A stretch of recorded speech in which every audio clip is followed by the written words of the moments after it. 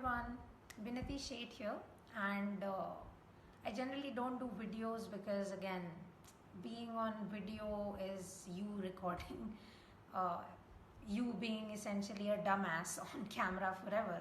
But yeah, I suppose it's come to that. We needs to be a dumbass on camera. So here I am. I've been getting this DM a lot ever since I started like putting posts up for Shark Week, specifically for from friends, from some people in the family, and some unknown people. So the common question that I've been getting is, why did you guys have to go and write a book on periods? And that question makes me angry just a little bit, because I mean, you can write a book on literally anything. You can write a book on air, you can write a book on water, you can write a book on Comanche tribes, and you can't write a book on a common bodily function that happens to like most of the women in the world. mm, you know you certainly can. So yeah, that's why that question makes me angry. But then I realized, as one does, that these questions weren't coming from a place of judgment or a place of any sort of negative feelings. They were just coming from a place of curiosity. So I thought, okay, let's address it. So the reason I and the co-contributors of the book, the co-authors of the book, the reason we wrote a book on periods is because periods happen. They happen. It's a part of everyone's life, and everyone, right? Even if you aren't uh, a woman, or uh,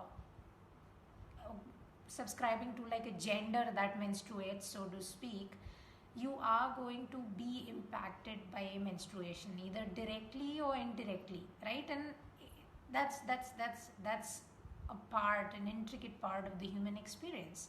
So why do we all hesitate, to talk about it? Why do we all hesitate to laugh about it? Essentially, because that was my main angle here. Because some of the period stories we have, they are hilarious, and because there's this aspect of menstruation associated to that story, we can't really, we don't really, it's not can't, it's don't. We have these presumptions about others not wanting to hear about these things. But yeah, we don't really share these unbelievably hilarious stories.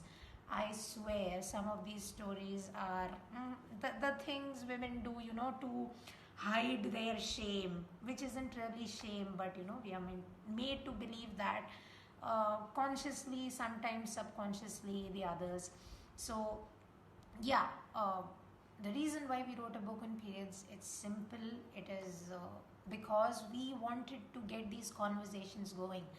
We are co-authors, and we also have like a male contributor to the book. So one thing we realized very quickly while we were compiling the book is, we think that the American experience about menstruation would be will be different from, let's say, the Asian experience, which would be different from the experience in Europe. And we very quickly found out that biology is pretty universal. The associated challenges with biology are also similar in a way.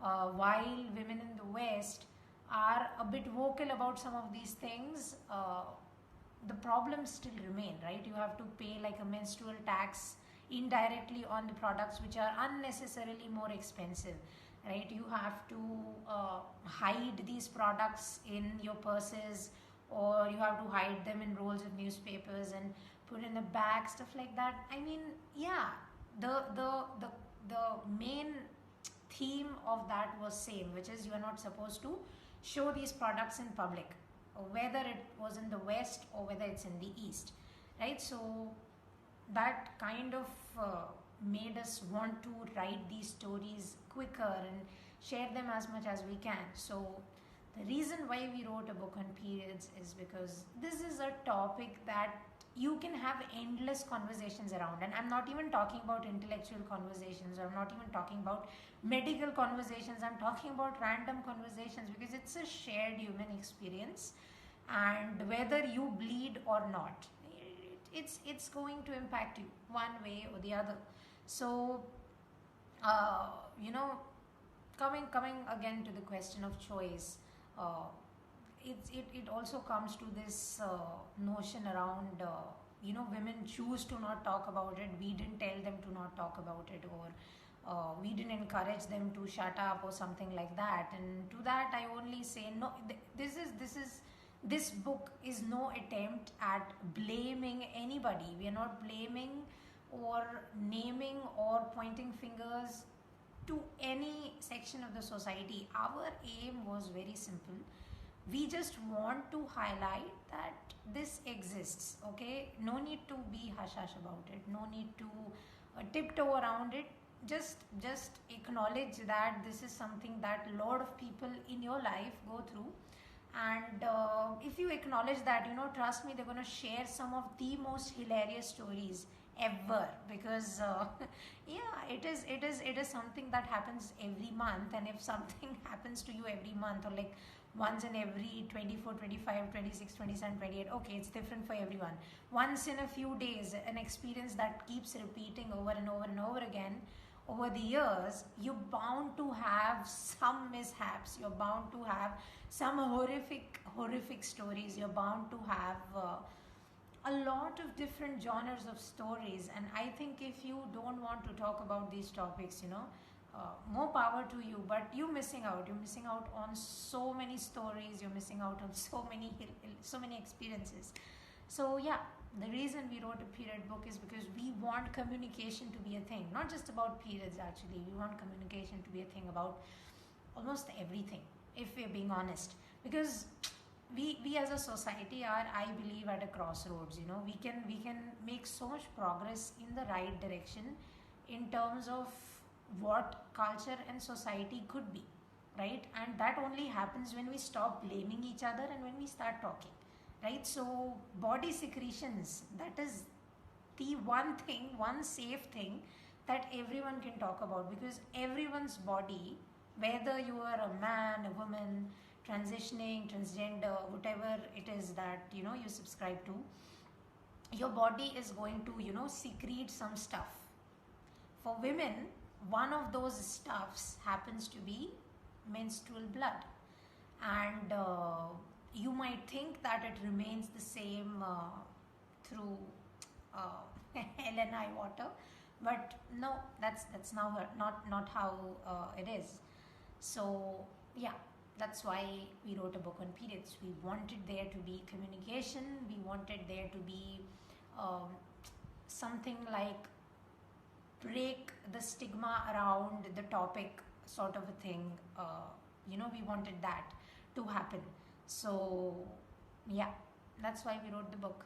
If you have any stories, if you have something you want to talk about, if you know any really good causes that support menstrual hygiene, menstrual education and menstrual empowerment, you can let me know in my DMs. Because we are actually planning to donate the proceeds from the book to charities that help this. Because a lot of women around the world still don't have these choices that let them bleed in peace, so to speak. So yes, that's it. I'm done. I hope you're staying safe. Oh my god, did you hear that? I hope you're staying safe. And I hope you get the book. If not, at least talk to people in your life. It could be your family, it could be your friends, it could be random strangers on the internet. Just try communicating openly, honestly.